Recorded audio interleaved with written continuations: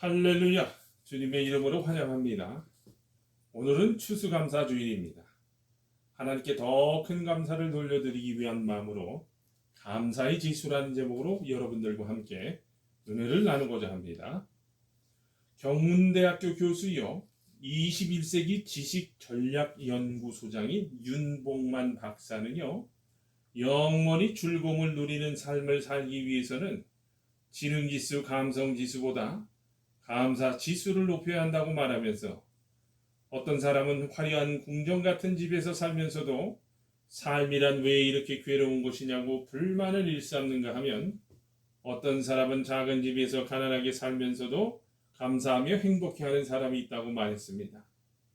어떠세요? 여러분의 감사지수는 얼마나 됩니까? 오늘 말씀을 보면요, 감사할 때 기적이 일어났습니다. 예수님께서 축사하시니 보리떡 5개와 물고기 2마리로 여자와 아이 외에도 5,000명이 먹고 부스러기만 해도 12바구니 가득 찼다고 합니다. 여기 나오는 축사라는 말은 다른 복음서에는요, 율로게오, 즉 축복하다는 의미지만, 오늘 본문이 들어있는 요한복음에는요, 헬라어 유카리스토데오라는 단어로 감사하다는 뜻으로 기록됐다고 합니다. 서로 보는 관점이 달랐다고 한 거예요. 그래서 두 가지 뜻을 합하여 축사라고 번역을 했습니다. 그러므로 감사의 기적이기도 합니다. 보리떡 5개와 물고기 2마리. 서민의 음식이라 화려하지도 않고 아이의 도시락이라 작은 양이지만, 예수님께서 그걸 어떻게 감사하셨으면 이런 기적이 나타났을까요?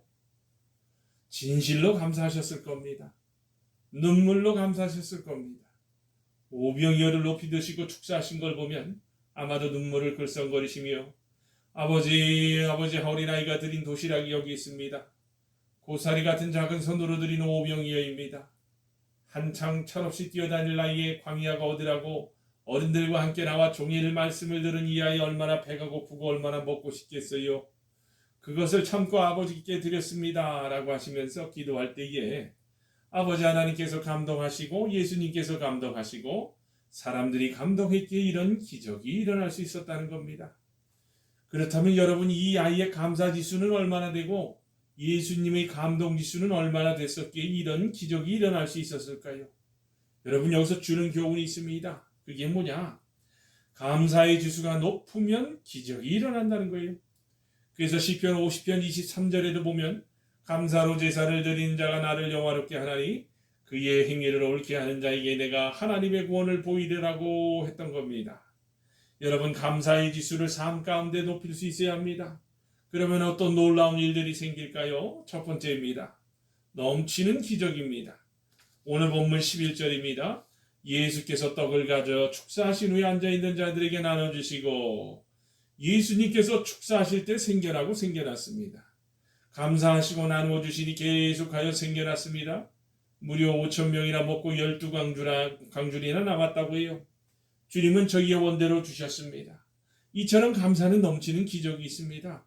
그래서 고린도후서 4장 15절에 많은 사람의 감사로 말미암아 은혜가 더하여 넘친다고 하지 않았습니까? 물질만 넘치는 것이 아니라 감사한 은혜의 마음도 넘쳐납니다. 여러분, 감사는 불평과 같아요. 불평이 무서운 것은요, 한 사람이 불평하면 다른 사람도 불평하게 되고 또 다른 사람이 불평합니다. 그래서 이스라엘 백성들이 불평제로 불뱀에 물려 많은 사람이 죽었던 걸 알겠어요. 그래서 불평하면 망합니다. 갈라디아서 5장에서도 보면요, 만일 서로 물고 먹으면 서로 묻고 물고 먹으면 피차 멸망할까 조심하라고 하지 않았습니까? 그래서 서로 칭찬하기를 좋아해야 합니다. 서로 좋은 점을 발견하여 칭찬해주면 인간 사회가 더 아름다워지는 거예요. 하나님께서 어떤 분이신 줄 안다면 무조건 감사해야 합니다. 이와 같이 하나님이 예수님 안에서 우리에게 어떤 은혜를 주신 줄 안다면 날마다 감사하고 찬양할 수 있어야 합니다. 두 번째입니다. 여러분, 원대로 주는 기적입니다.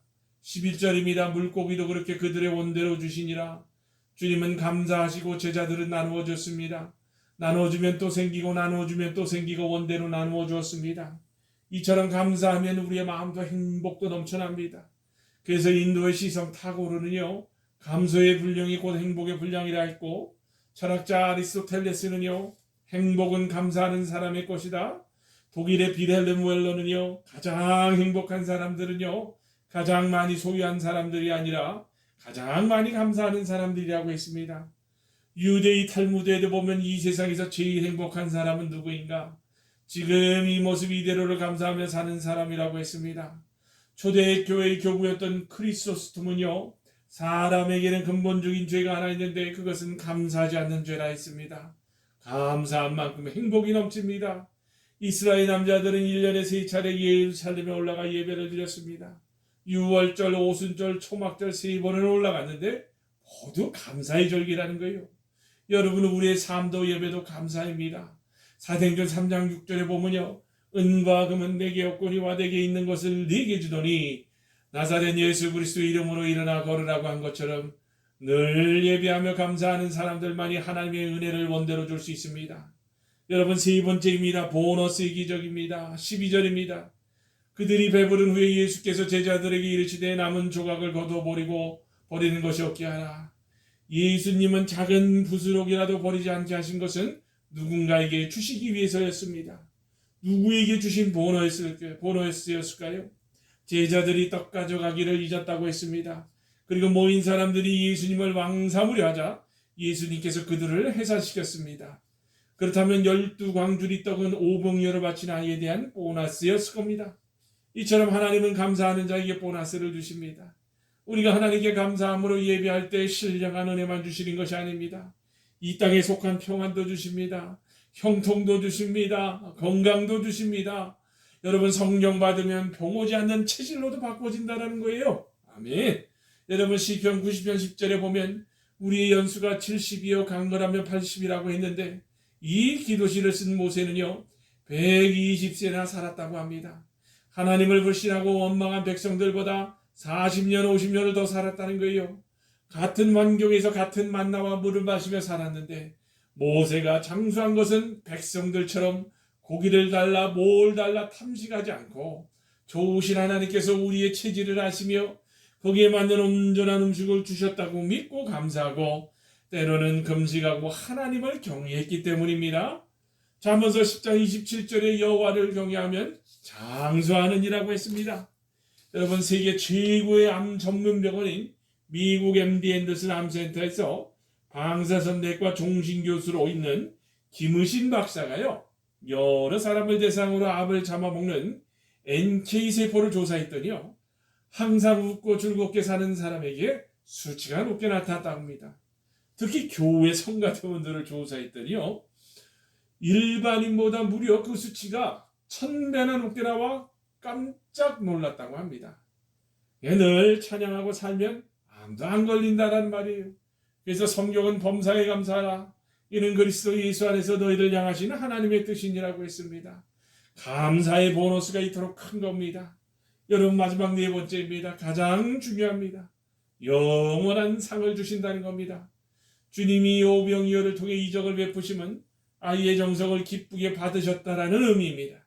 하나님께서 복 주시려고 그렇지 뭐가 부족해서 요구하시는 것이 아닙니다. 그래서 고린도후서 8장 12절에 보니까요, 할 마음만 있으면 있는 대로 받으실 터이요 없는 것은 받지 아니하시리라고 하셨던 걸 아니겠어요? 아까워하면 안 받으십니다. 여러분, 이런 이야기가 있어요. 어떤 교인이 헌금 시간에요 1000원을 내야겠다 했는데 그만 실수로 10,000원짜리를 냈다고 합니다. 다시 달라 할 수도 없고 고민하는데 어떤 지혜 오른 사람이 말했습니다. 아유, 성도님 걱정하지 마세요. 하나님께서 당신이 드린 10,000원은 안 받으시고 1,000원만 받으실 것입니다. 아까워하면 하나님이 안 받으십니다. 하늘의 상으로 기록되지도 않습니다. 그래서 바울은 디모데에게 네가 이 시대에서 부한 자들을 명하여 마음을 높이지 말고 정함이 없는 재물에 소망도 두지 말고 오직 우리에게 모든 것을 후히 주사 누리게 하시는 하나님께 두며 선을 행하고 선한 사업을 많이 하고 나누어주기를 좋아하며 너그러운 자가 되게 하라. 이것이 장래에 자기를 위하여 좋은 터를 쌓아 참된 생명을 취하는 것이니라고 했습니다. 고린도후서 9장 9절에도 기록된 바 그가 흩어진 가난한 자들에게 주었으니 그의 의가 영원토록 있느니라 함과 같으니라고 했습니다. 우리는 썩고 없어질 재물을 드리지만 하나님께서는 받으시고 하늘의 영원한 복으로 바꾸어 주십니다. 그뿐 아니라 자손 대대로 형통하게 하신다는 거예요. 그래서 시편 37편 25절과 26절에서 내가 어려서부터 늙기까지 의인이 버림을 당하거나 그의 자손이 걸식함을 보지 못하였도다. 그는 종일토록 은혜를 베풀고 구워주니 그의 자손이 복을 받는도다고 했습니다. 사랑하는 여러분, 말씀을 맺습니다. 예수님과 아이 감사에 5,000명이 먹고도 12강줄이나 남았습니다. 그러므로 이제는 입으로만 감사, 물질로만 감사가 아니라 나를 사랑하시고 예수 안에서 영원한 구원과 부활의 재림과 소망과 재림까지 주신 하나님을 생각하면서 마음 중심을 다하고 정성을 다하여 감사의 지수를 높이시기를 바랍니다. 그래서 하나님께서 기뻐하시고 우리와 함께 하시고 우리의 삶에 은혜가 넘치고 하늘의 영원한 상으로 갚아주시는 복된 성도들이 다 되시기를 주님의 이름으로 축원합니다. 아멘.